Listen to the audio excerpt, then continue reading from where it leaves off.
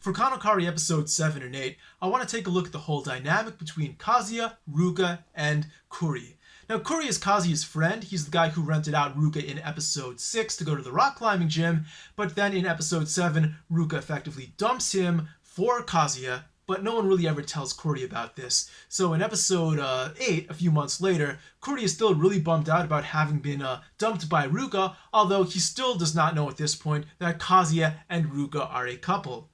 Now, I want to take a look at this from the so-called bro code, or bros before hoes kind of angle, and try to figure out if Kazuya is doing anything wrong by dating his friend's supposed ex.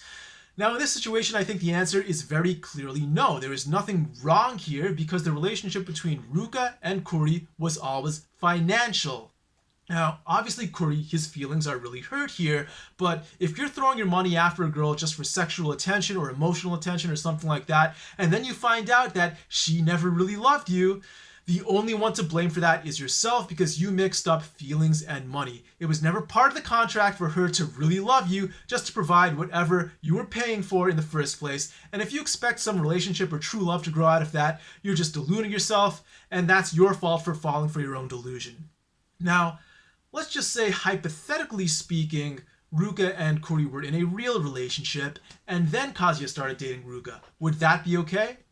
I would say in this case, that's perfectly fine too, because Ruka very clearly dumped Kuri, and it became clear at that point that Kuri never had a chance with Ruka after that. So what's wrong with Kazuya going after Ruka? Absolutely nothing, because if he doesn't, nobody gets laid. Kuri doesn't have a chance. If he says no, he doesn't have a chance either. And what's noble about nobody getting laid? Absolutely nothing. Now, if Kuri still had a chance, maybe we'd be talking about something different, but here that's not the case. And there's still some other exceptions where you might not want to date a friend's ex. For example, if she's coming on to you to manipulate you somehow, yeah, don't play along with that. But as a general rule, if your friend no longer has a chance, there's nothing wrong with you trying to step in and get laid yourself. Now, we could take a look at this from a third angle as well, that being that Kuri and Ruka were never in a relationship in the first place. Kuri was just trying to put the moves on Ruka, and he got shot down. At that point, is it okay for you to step in and to make your move? Absolutely, because he doesn't have a chance anymore. If he were trying to stop you from getting laid, he would be cock-blocking you. That would be his violation of the bro code, not yours.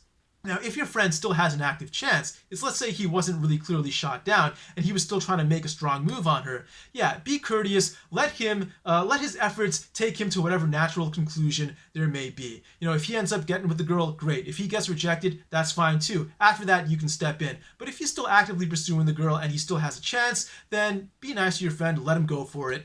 Now, if he's actively pursuing the girl, but he's just deluded, he doesn't have a chance anymore, he just thinks he does, then don't play along with that. You're free to make a move on the girl.